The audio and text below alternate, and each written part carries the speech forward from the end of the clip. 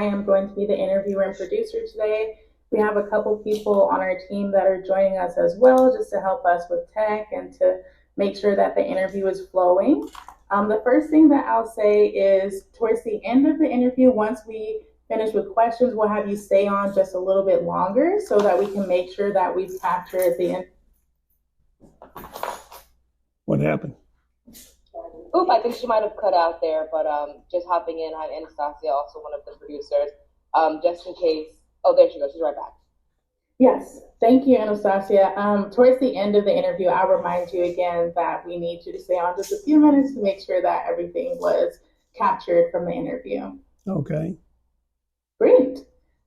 So I will start off just by kind of jumping in. I've done some research about you. I knew a little bit about what you do, and I was super excited for the opportunity to chat with you. I know that cowboy culture and launching the Cowboy Museum is super important. And so let's start with the history of the term. I know that you've explained that the cowboy is a term that was assigned to black male cow handlers in an effort to degrade them, but cowboys took the term and gave it a new meaning and made it something to be proud of. What does redefining that word, what does that feel like for you, and what role does that play in Black history? Well, people really don't know where that word really came from. The word cowboy came from slaves. In the 1800s, they had slaves, and they would call them boys. They say, "Hey, boy, go get that cow. Hey, boy, go get that cow." Well, first of all, I'd like to introduce myself. My name is Larry Callies. I used to be a country and western singer. George Strait's manager was my manager. Clint Black's band was my band. I lost my voice in 1990. I have something called vocal dysphonia. It's a nerve that attacked my vocal cords. When I lost my voice, I lost my band, and I lost my manager. But I'm a Christian first, and I'm a cowboy second. I know when God closes a big door, he opens up a big one. And he's opened this museum wide open for me. We were talking about black cowboys and where the term cowboys came from. Cowboys came from right here in Fort Bend County, Wharton County, Brazoria County, all the surrounding counties of Houston. That's where the term came from in 1821. They brought slaves over here, and they had them working cows. And they had them working in the house and in the yard. So they called the one that worked in the house a houseboy. The one that worked in the yard, a yard boy. And the one that worked the cows, a cowboy. But Hollywood heard about it. They didn't know where this word came from. The word cowboy actually came from that a house nigger, a yard nigger, and a nigger that worked the cows. Then they changed it. House boy, yard boy, and a cowboy. Now that's where the word really came from. I had an uncle. He told me when I was 5 or 6 years old, he said, "Boy, they didn't have no white cowboys when I was young." He was born in June 1919. And he told me that. I said, "What they call him, Uncle Willie?" He said, "You better not call a white man a cowboy. You better call him a cowhand or a cowman, a cow puncher. Because you call a white man a cowboy, he'll say, 'I'm not your nigger.'" That's where the word came from. But Hollywood heard about it. They didn't know where that word came from. They thought they were talking about the white cowboys down in Texas. They were talking about black cowboys. That's where that word came from. Thank you so much. Yes, I learned a little bit about that in reading about your background, and I don't know why I was surprised, especially since my family is from Texas as well. But I was like, yeah, that sounds familiar based on stories that I've heard. What part of Texas? What part of Texas? From Pittsburgh, outside of Dallas. Oh, okay. Mm-hmm. And so, with that being said, I know that you also mentioned that to be a cowboy means to be a hard worker and to be a servant. How has opening and managing the Black Cowboy Museum allowed you to be a servant to the cowboy community while also contributing to Black history? Well, I didn't just open this museum. God asked me to open this museum. I didn't want to open it. I wanted to be a country and western singer. I didn't want to have anything to do with telling stories and all that. But when I lost my voice, God told me to step out in faith. I told God, I said, God, I can't even talk. Why do you want me to open up a Black Cowboy Museum? He said, step out in faith. And when I did, everything started happening. People started donating to my museum. I filled my museum up in 1 year. Now, I have to move to a new museum. It's going to be 6 times as big. And it's really taken off. I have visitors from Germany, Italy, Spain, the Philippines. I have people coming from everywhere. 54 countries in every state in the United States have been here to my museum. Wow, I know that stepping out on faith and having that reaction from people around the world has to be extremely rewarding. And how would you say that the resurgence of cowboy culture through films like The Harder They Fall or through music like Beyonce's Cowboy Carter, how would you say that the resurgence of cowboy culture and pop culture has impacted the museum? Well, I was the one who impacted them. The Harder They Fall, Netflix came here in 2018, did a story on me. They took all my heroes, like Bass Reeves, Nat Love, Bill Pickett, Stagecoach Mary. They took them all and put them in a movie. And Beyonce, she saw me on Netflix and heard that the word cowboy came from slaves.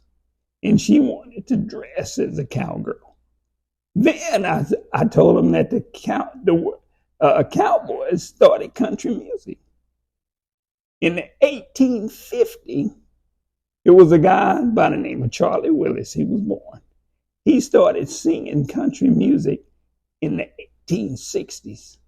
And he's kin to me. I could trace back to where he's kin to me. And my grandpa played guitar. My dad played guitar. My grandpa told me his dad played guitar. And they all sang. And mostly gospel music.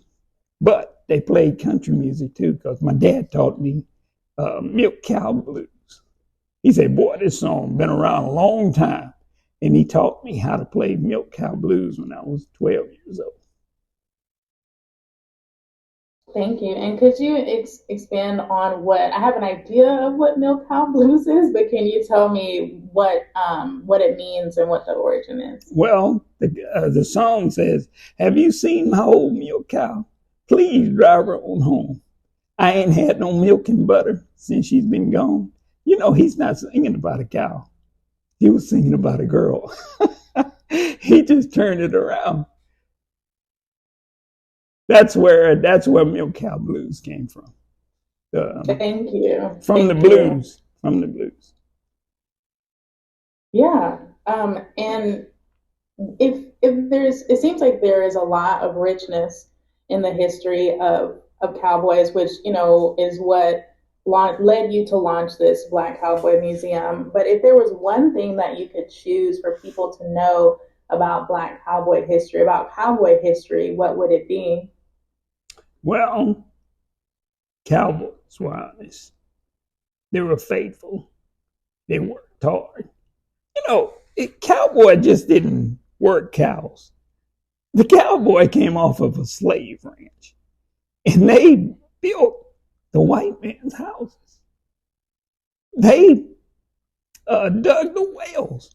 In 1821, who do you think built their houses? They didn't have Lowe's and all those places to come out and build their houses. The black men built their houses. Who chopped their cotton? Who picked their cotton? Who cut the hay? It was a black man. The black man did everything back then. People think they had white cowboys in 1821, in 1830s. They didn't have white cowboys. Like I told you, the word cowboy was a black man. The white man came out in the 1920s. That's when he started wanting to be a cowboy. But the people that worked on the ranch were black.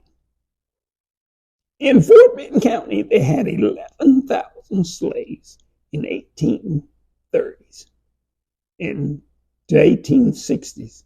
And they had 2,000 white people in Fort Benton County. Who do you think did all the work? The slaves. Who do you think drove the cows to Kansas? Black men. They had, I read in a book, if you saw 10 cowboys, 2 of them were black and the rest were white. No, they wasn't.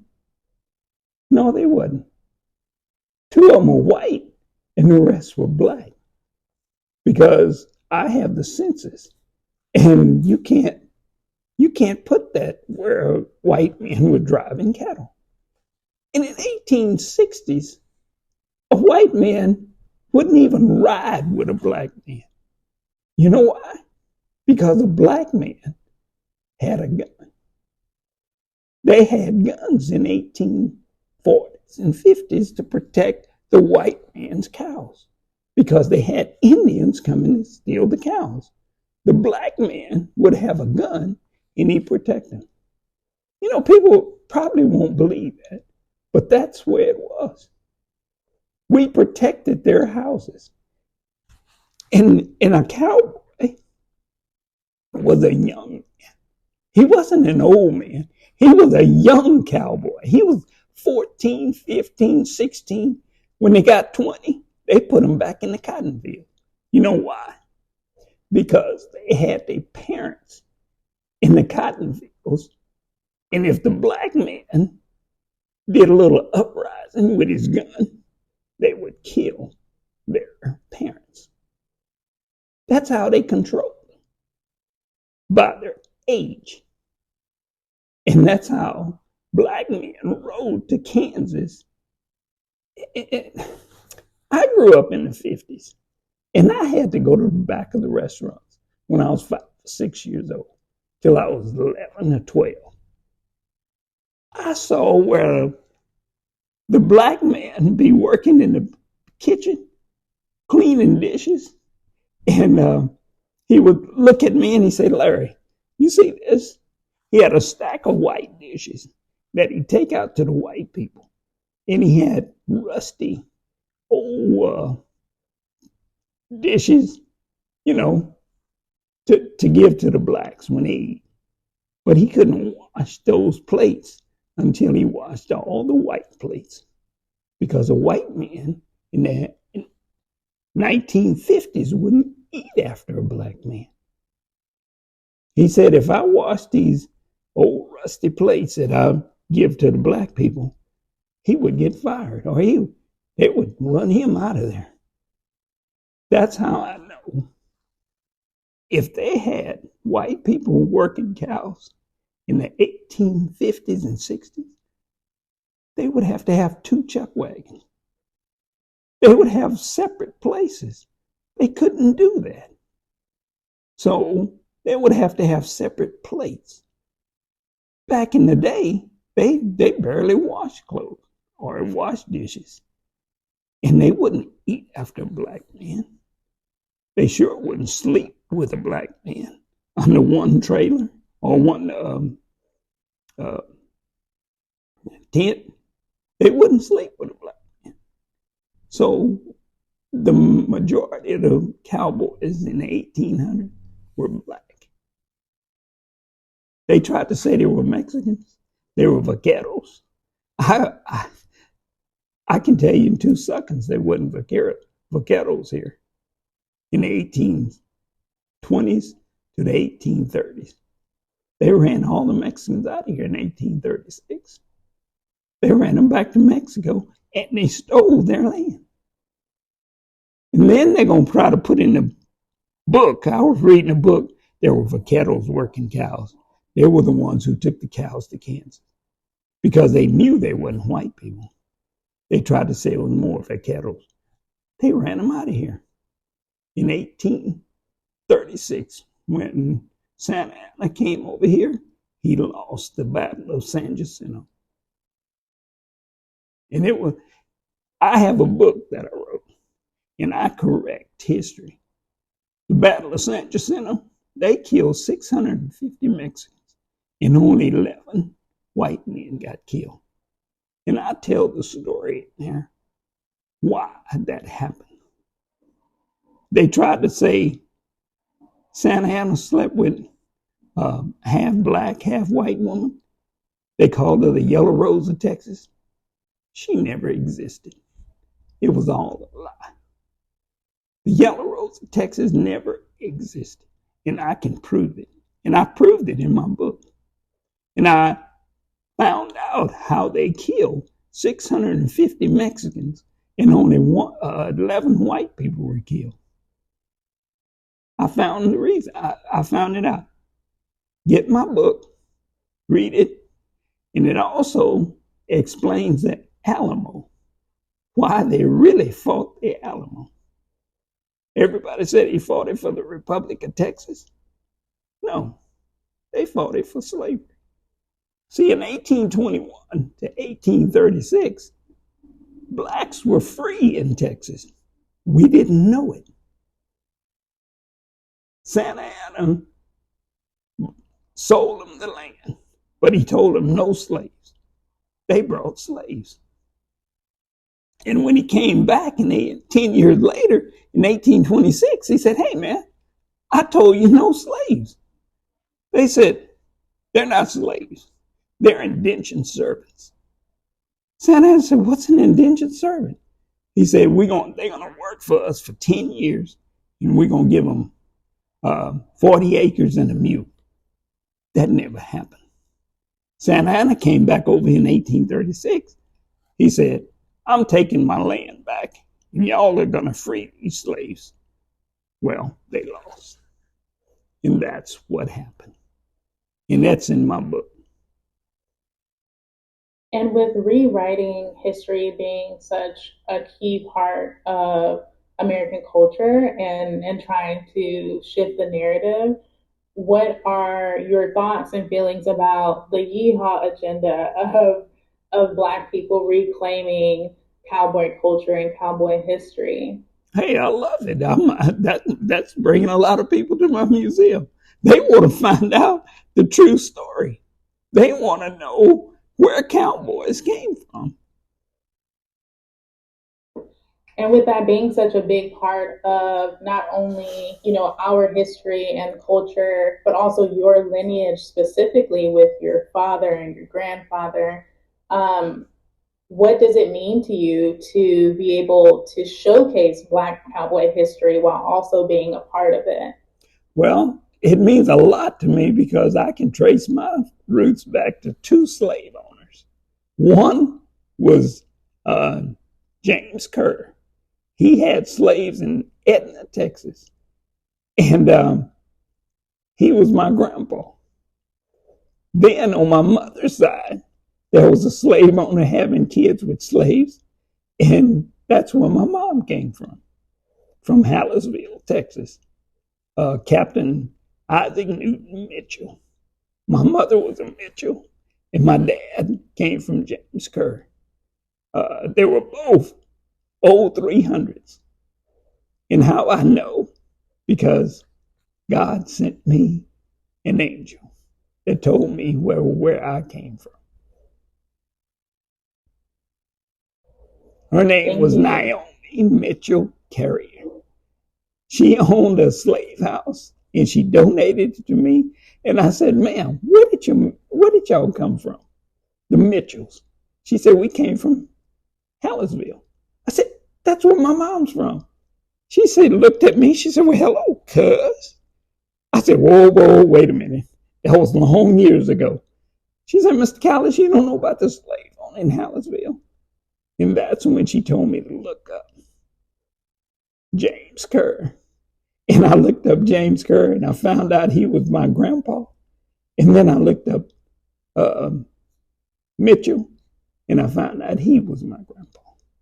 And I can trace it all the way back to 1472. King Edward IV and Queen Elizabeth. And I got that information right here at my museum. That's incredible. I mean, I feel like it's interesting because I feel like once you received that message from God and you went through with opening the Black Cowboy Museum, I know you mentioned that all of this like information just started flooding you and artifacts were being donated to you. How would you say that being able to showcase that and giving a voice to Black cowboy culture and Black cowboys of history has helped you to amplify your own voice, particularly after losing it due to the nerve condition? Yeah, that's just all God. When I confessed or realized who God really was, I put God first. And when I put God first, in 2011, my picture won the Houston Livestock Show and Rodeo. I was the first Black to win the rodeo art.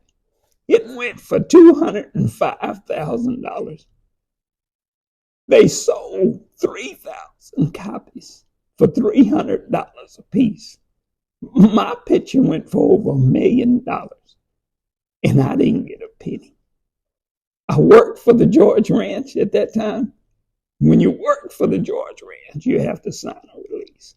I signed a release, but I didn't get any money out of it, but I got a beautiful picture of it.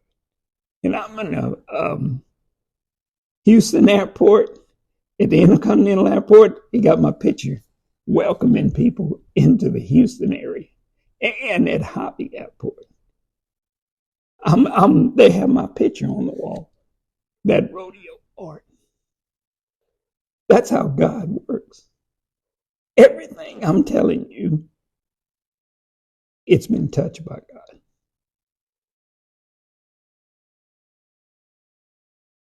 Thank you. And what would you say are the parallels between your faith, between cowboy culture, and between your experience of managing the Cowboy Museum? What was the question? What would you say are the parallels between your faith? I know that your faith, the parallels between your faith, cowboy culture, and your experience of managing the museum and opening. Yeah, that's just all my faith. That's all God's doing. I mean, every picture I have in my museum, I put it in the frame. I have thousands of pictures in there, and I feel like God has touched it. He's got his fingerprints on every one of those pictures. I have a picture of my great-great-grandpa, Captain Isaac Newton Mitchell. And I have a picture of his slaves working cows. I have a picture of his slaves working cows in 1860. You know how I got that picture? Guy, when I did the work on looking up all that stuff, another guy really did, and he left a trail in Ancestry. And some guy from Hallisville called me a couple of years ago. He said, "Hey, you Larry Callies?" I said, "Yeah." He said, "I'm your cousin. I'm Mitchell from Hallisville." I said, "Well, hello, cuz. How you doing?"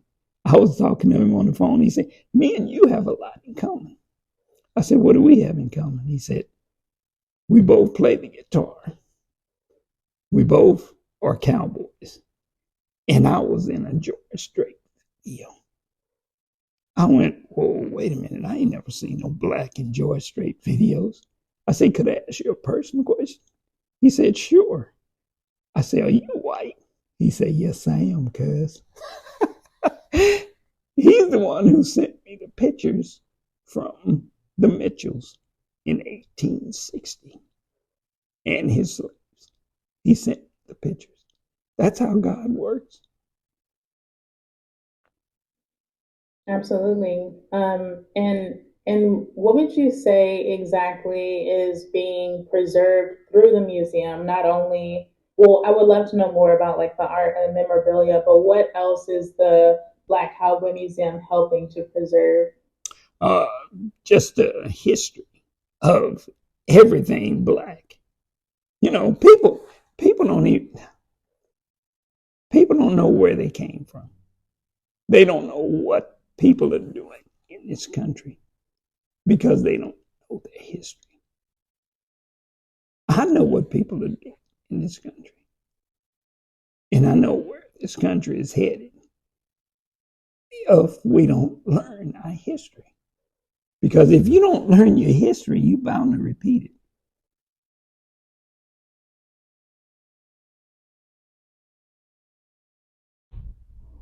Absolutely. And with history being so critical to the preservation of art and culture, what sort of historical artifacts do you have in, that are being kept at the Black Cowboy Museum? I have a, I have a slave um, statue or a sculpture. In 1860, they brought two slaves here to Fort Bend County. One was a woman and one was a young man. They split them up. The young man wanted to remember his mama's face. He asked the slave owner for a knife. He wouldn't let him have a knife. He asked him for a hatchet. He wouldn't let him have a hatchet. This man carved a picture of his mom or a bolt of his mom and with an axe. He used an axe to carve her. And that's in my museum. Before I had this museum, 20 years before I had this museum, I just like history. And I like old history. I saw some old saddles on the side of the road. There was an old man having a house sale, a garage sale. And I pulled over and I saw that saddle. I wanted that saddle. I drove over there and I said, "Hey man, how much you want for it?" He said 150. I bought it. It was from the 1860s. It's like a black buffalo soldier saddle. So I was walking out with it and he had some stuff on the table and I saw this old looking bit that, for a horse bit. And I said, "Man, what is this?" He said, "It's an old bit." I said, "How old?" He said, "Very old." I said, "No, somebody tried to make it look old." He said, "No, I think it's really that old." I said, "How much you want for that?" He said, $250. I say, "Man, I don't have that much. I have 125. He said, "Well, you the last customer. You can have it." You know what I found out that bit, how old that bit really was? From the 1200s to the 1400s. A guy came in here. He saw I was on the front page of the New York Times, and he wanted to come see my museum. He was from the Cowboy Museum in Oklahoma. And I had that hanging on the wall. And he said, "Hey, man, what are you doing with this bit on the wall?" He said, "You should have this in a museum covered and protected." He said, "This is priceless." I said, "I just thought it was just an old bit, from the 1800s. He said, "No, man, this bit is either from 1200 to the 1400s. He said, "I have never seen one in person." And he was a historian. He said, "I've never seen it in person." He said, "This is from the 1200s or the 1400s. And guess who it was made by? You know who invented the bit? The black man. You know who invented the commode? A black man. You know who invented the telephone? A black man. Everybody would say Bell, but it wasn't. It was a guy by the name of Lewis Latimer. Who invented the light bulb? A black man. The same person, Lewis Latimer. The telephone. Everybody has a cell phone. Cell phone invented by a black man. GPS, a black woman. It's so many things blacks have invented. I have a book. It's called The Black Cowboy Coloring Book. And I have all the people that invented things in here. The telephone, the alphabet, the horse riding saddle, the air conditioning unit, helicopter, ice cream, guitar, everything, cell phone, medicine, elevator, civilization, electric lamp, Latimer again. It's so much history that we don't know. And this is the beginning to start kids to want to. I have a coloring book. My daughter is the artist. I have a coloring book it's got my picture in it. This is the picture that won the Houston Livestock Show and Rodeo. My daughter drew this. I have Martin Luther King. I have Bass Reeves, Nat Love, and that's Lewis Latimer, and that's me. That's my picture. And it tells history. That's incredible. I feel like you have found all of the ways to preserve history through your museum and artifacts and through telling your own story. What would you say is the significance of storytelling to Black culture, to Black history, but also to American history? Because our history is American history. We're the ones that did all the history, invented everything and fought in the front of the war. Every war that was fought in 1776, they put us in the front. We were killed first. You know who was killed in the first person killed in the war in 1776? A black man. Vietnam, they put us on the front line to kill us. That's just the way it was and the way it is. Well, Muhammad Ali stopped people from being inducted into the Army and Navy, He stopped all that. He said, I know what you're trying to do. You're trying to kill all black people. They said, well, we're not going to send you to Vietnam. And he said, I'm not going to Vietnam and I'm not going to support it. And they wanted to put him in jail.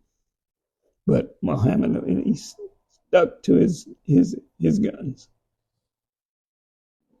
And then my final question is, what role would you say that resilience has played in helping Black people to overcome, and that being part of the reason that we push forward and invent things and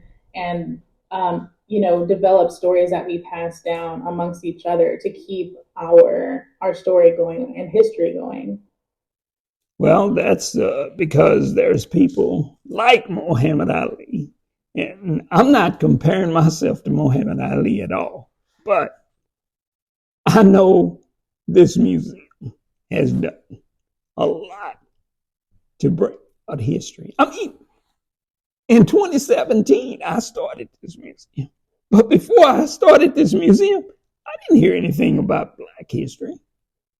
When I opened this museum and I started talking about history, Black history, they couldn't even say the word Black. Because when I opened this museum in 2017, every channel in Houston told me I can't call it a Black Cowboy Museum. I said, why? They said, we can't have our own white cowboy museum. I say, y'all have always had a white cowboy museum. You just didn't put Blacks in it. You didn't have to call it a white cowboy museum because it was. They wouldn't put us in it. Now that in 2017, you know how many museums have been here? I'm in the Witty Museum. I'm in the Cowboy Museum. I'm in all the museums now. They try to put blacks. They call me and say, Larry, can you send us some artifacts? Can you send us some copies? They want to put blacks in their museum now. They wasn't even horse racing. Started with all blacks. The first Kentucky Derby was ran by 15 riders. 14 of them were black. And when the black man won, they didn't want blacks to ride in the Kentucky Derby anymore. You see blacks in the Kentucky Derby? Well, I just saw a black man this year talking about the Kentucky Derby. They kept us out. Once you start making money at something, they take you out of it. Now they want to talk about black jockeys. When the first 3 Kentucky Derbies were all black until they took them out. Because the first millionaire in Texas was the guy that rode in the Kentucky Derby. He won 3 times. He was a millionaire. I lost you. I can't hear you. Okay. Can you hear me now? I can hear you now. Okay, thank you. I was saying thank you so much for all of the history that you've shared, all of the history that you've created, for preserving our history in the Black Cowboy Museum. It's been a personal honor for me to chat with you this morning, especially having Texan roots, and I just appreciate our conversation so much. We'll have you stay on for a few minutes so that we can make sure that we capture the entire interview, but just wanted to say my thank yous before we hop off in a few minutes. And I want to say my thank you to you and Ebony. I used to read about this, Ebony newspapers and books, and I never dreamed I'd be on Ebony. I thank you for having me. It's been a pleasure just to talk to you and meet you on a computer. You're very welcome, and I look forward to meeting you in person. I'll remind you, like, Mr. Callies, you remember me when I interviewed you? I'm going to remember you. To come to the museum, so thank you so much. I'd love for you to come. Hi, Larry, Anastasia here. Thank you so much. That was such great knowledge and just great history that I didn't even know myself. I wanted to let you know that your upload has been fully confirmed. So once again, thank you for your time, and I'm really excited to put this piece together with my team, and we just appreciate everything you're doing for the Black community. Hey, I appreciate you coming out and doing this for the Black community. We need to spread this history. Absolutely. Thank you, Mr. Callies. Have a great day. Hey, you too. And how big is the audience? Anastasia, do you have? Yeah, so this isn't live. This is actually going to be an edit that we're going to put together and post with some pictures and some music and just, make it a full, complete package. And it'll live on our Ebony website with the push to social. So you'll have eyes. Your story will be out there. The history will be out there. We're going to share with as many people as we can. Can you send it to me? Of course. We can definitely send it to you once it's finished. I appreciate it. Thank you. Of course. Thank you, guys. Thank you. Thank you, everyone. Take care. Bye-bye. God bless.